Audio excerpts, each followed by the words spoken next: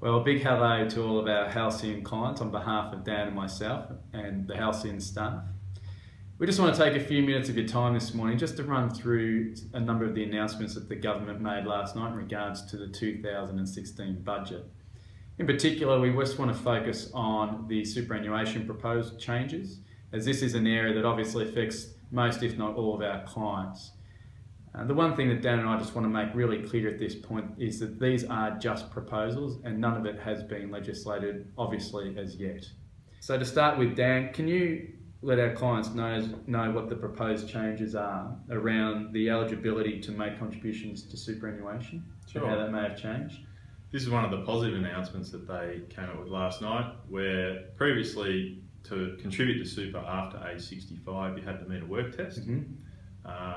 They're now going to abolish the work test so that everyone can contribute up to age 75. So it's much more flexible. Okay. And what about from a deductibility contribution perspective? So clients who are currently making salary sacrifice arrangements or clients who are receiving employer contributions, how is that going to change going forward? Yeah, the amount which you can contribute to super is going to change from 1st July 2017. So the previous limits are going to be reduced to $25,000 per annum. From what? From, at the moment, if you're over 50, then you can contribute up to $35,000 per annum, or if you're under 50, you can contribute $30,000. Okay, so how will this affect our clients? Well, it's still an effective strategy to salary sacrifice and make additional contributions. We just have to be more conscious of those, of the new limit, which isn't quite as generous as the previous one, but it's still worthwhile. Dan, can you tell us what the government has proposed for those clients who perhaps have under $500,000 in their superannuation from a contributions perspective?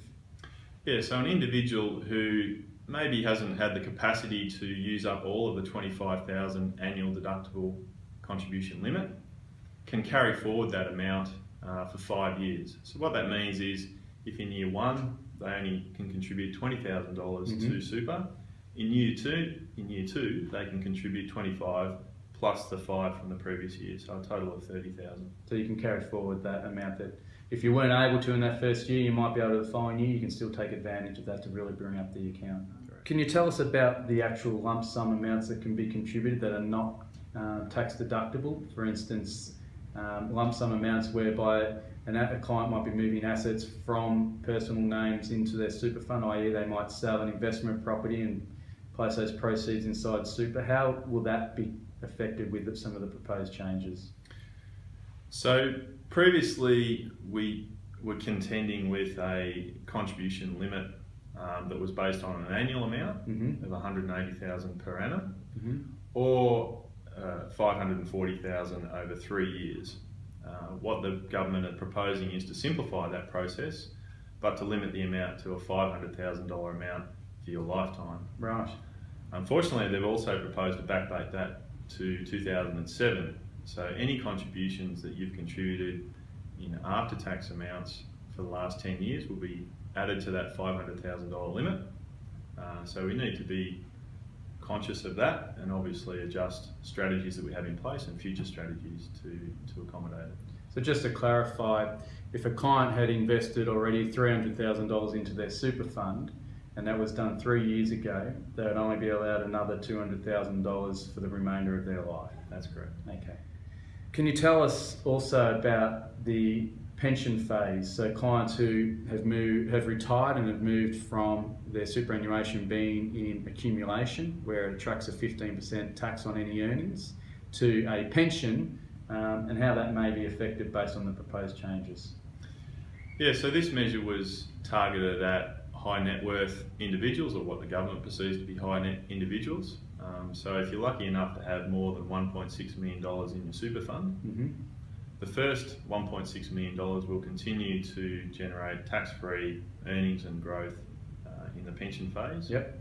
But the amounts over $1.6 million will need to be rolled back into accumulation. As a consequence, they'll then incur 15% tax on earnings and growth from that proportion. Also too, with the contributions to superannuation, there were some restrictions around who could claim a tax deduction for those contributions. What changes have been proposed, and what are the current rules? The current rules, or the rules that we have been contending with up until now, have been rather complex in that to make a tax deductible contribution other than salary sacrificing, you needed to meet what they referred to as a 10% rule. So what that meant was not more than 10% of your income can be earned from an employer source. Now, that really disadvantaged people that perhaps had part-time jobs, who had other sources of income outside of their normal employment income. So the new changes are going to make it much easier to claim a tax deduction for making additional super contributions, where it doesn't matter your employment status or what source of income, you can claim a tax deduction up to $25,000 each year. Well, that covers off our analysis of the budget from last night. We hope that you found that useful and informative. As I said earlier, there's still a lot that needs to happen before any of this becomes law. But in the meantime, if you do have any queries or any questions at all, please don't hesitate to give Dan or myself or any of the Halcyon team a call, and we'll happily answer any queries that you may have. For now, have a great day, and we'll speak with you soon. Bye for now.